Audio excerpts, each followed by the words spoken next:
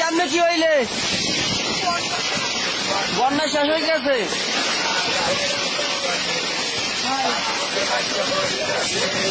ভাঙ্গে পড়ে গেছে টোটালি